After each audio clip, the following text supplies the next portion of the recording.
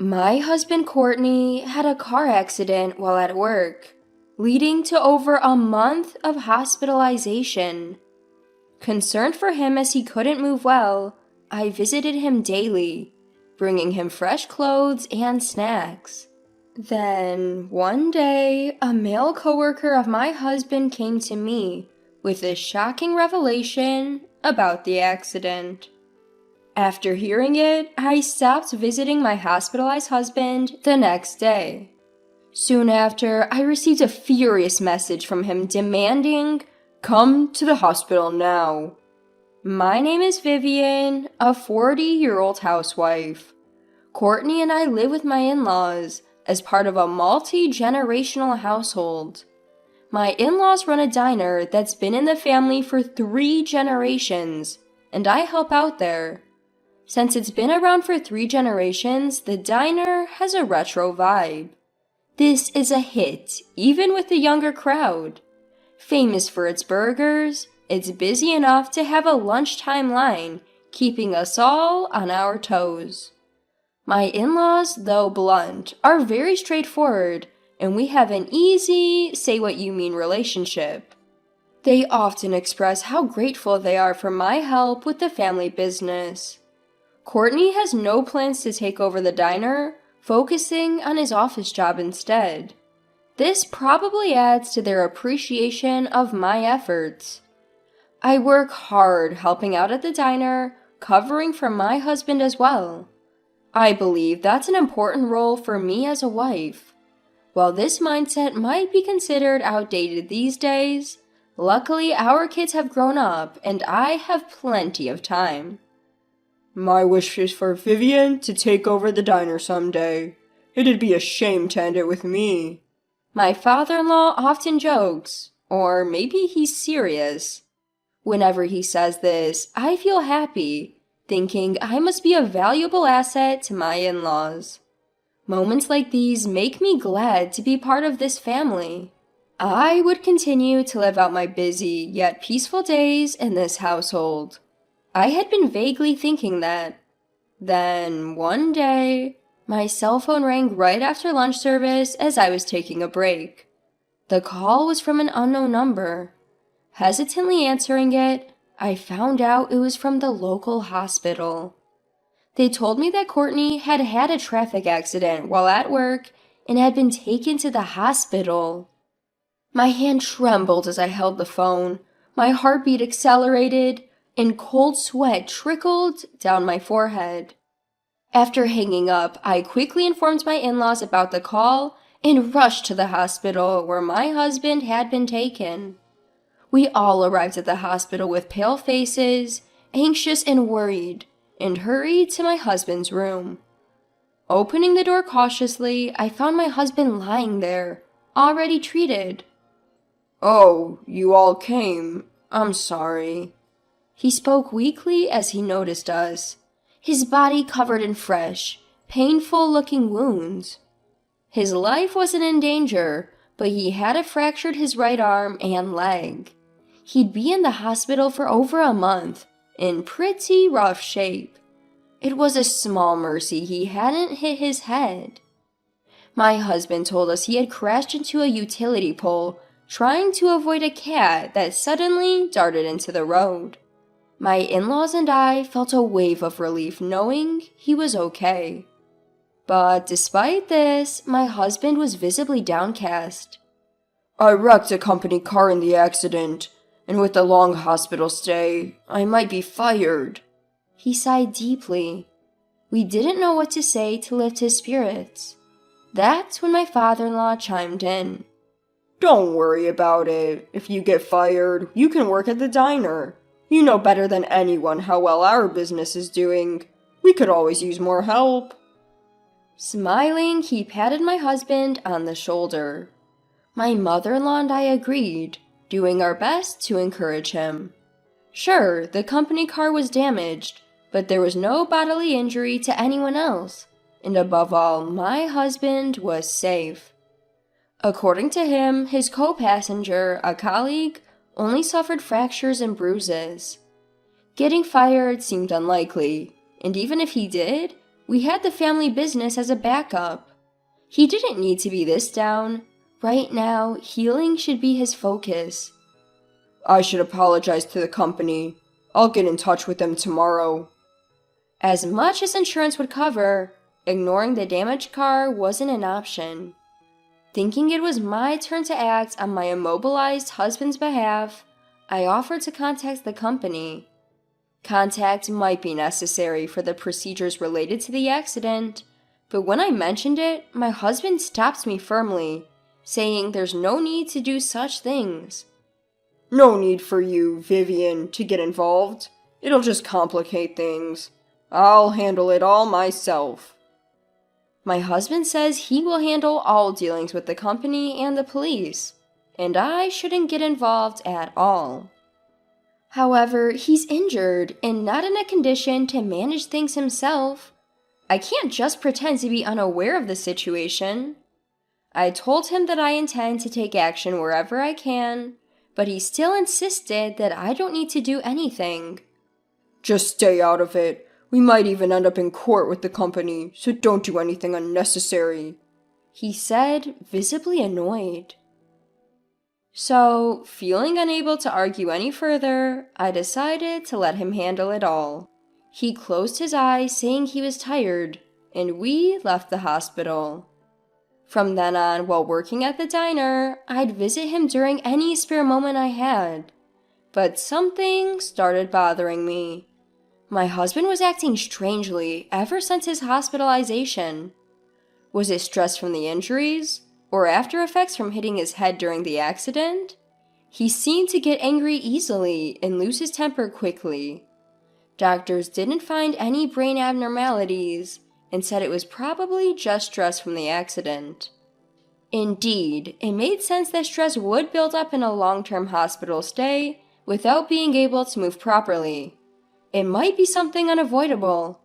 But still, I couldn't help but be concerned about the change in him. When I'd bring him things he asked for or some fresh clothes, he would hurriedly send me away. Go back to the diner. You don't want to keep them waiting. Don't worry about me, just go. At first, he seemed concerned about inconveniencing the family business. But even when I'd arrange my schedule to visit him, he would still tell me to leave immediately. Even if I said it was okay and I had time, he would get grumpy, so I would just leave the items and go. This pattern continued. His attitude didn't change, and my visits to the hospital became increasingly depressing. He would ask me to bring him this or buy him that nearly every day. More than 3 weeks remained until his possible discharge, and the thought of this going on was exhausting. Then, one day during lunch service at the diner, one of my husband's coworkers, Powell, came in to talk to me. I had seen him many times as he frequently visited our restaurant. Powell, always friendly and smiling, greeted me, but this time he had a serious look on his face and said he needed to talk to me about my husband. Sensing this wasn't a casual matter, we agreed to meet at a nearby cafe after my lunch shift. When I arrived at the cafe, Powell was already waiting at a table towards the back.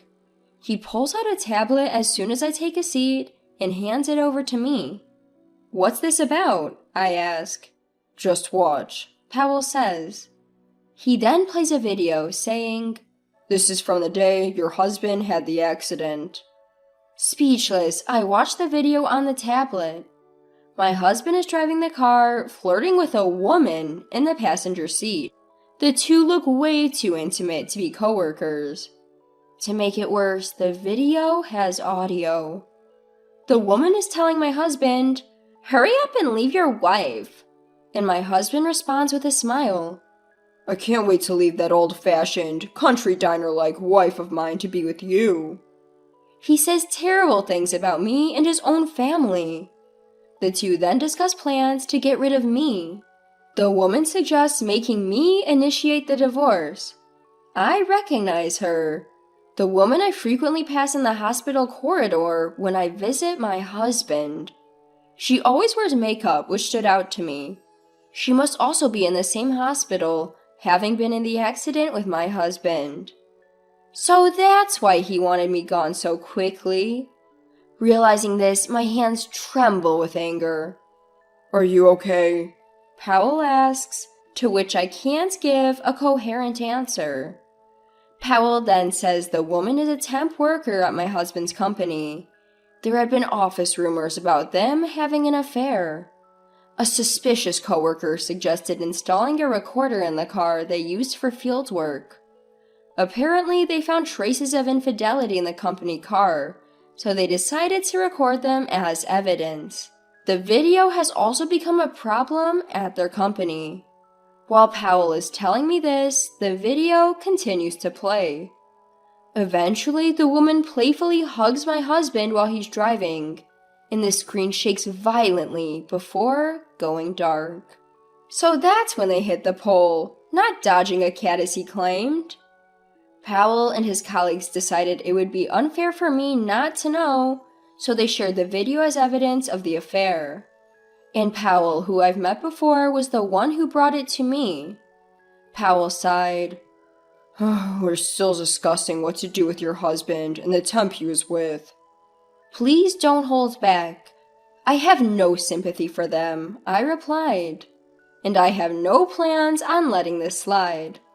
I thanked Powell, took the video evidence, and went home. About 2 weeks after hearing from Powell, I was about to go out during my break at the diner when my mother-in-law stopped me. Vivian, I hear you've been ignoring calls from my son. You haven't even visited the hospital. Where are you going every day during your break? She confronted me, clearly annoyed. Did my husband complain to his parents? Thinking this, I simply told her I was busy and tried to leave, but she grabbed my hand. Hold on, my son just called. I don't know what's going on, but at least talk to him. She handed me her cell phone. I took it and held it to my ear. Why have you been ignoring my calls? It's tough over here without you. My husband was complaining from the other end of the line. My mother-in-law was probably listening, looking at me with a displeased face. By now, my father-in-law had also arrived. Don't you care about your injured husband? Your visits are the only thing I look forward to. I also need a change of clothes. I don't want to wear hospital gowns. Bring me some. My husband spoke regardless of my silence. Listening, I responded with a single sentence. I absolutely despise of doing anything for you. Let's get a divorce. I hung up immediately after. For a moment, silence fell. Then both in-laws spoke up. Divorce? Just like that? Abandoning your injured husband is outrageous. You won't take care of him when he might lose his job? That's cold-hearted. My usually cordial in-laws were furious, calling me heartless.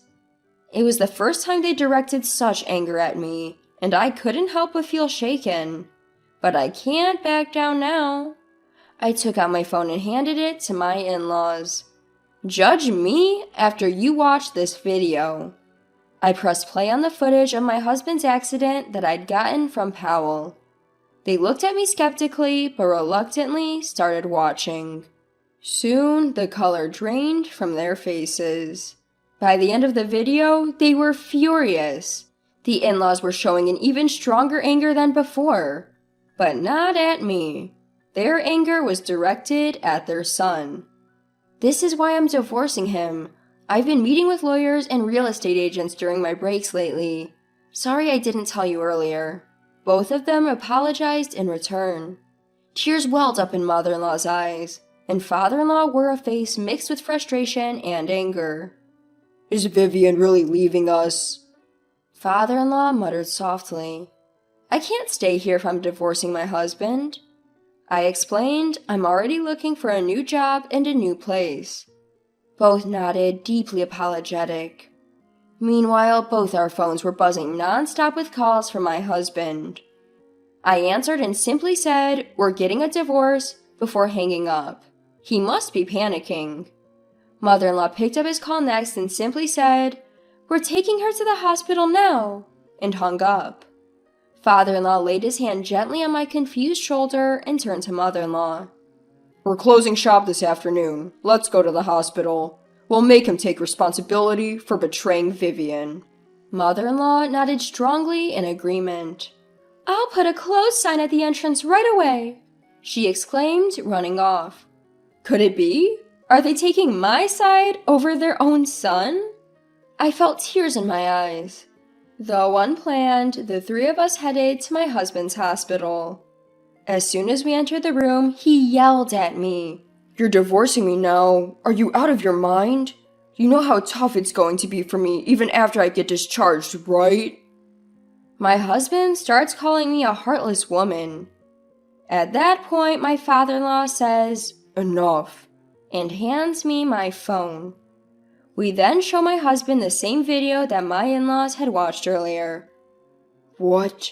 Why do you have this? My husband goes silent, and my father-in-law confronts him. Sorry for the low-grade diner, so what's the explanation for this? My father-in-law glares at him. After watching the video, my husband is visibly shaking. After a moment of silence, he mutters, No, this is, well, a misunderstanding. I'll go talk to the woman in the video then. She's in the next room, right? As I say this, my husband breaks down.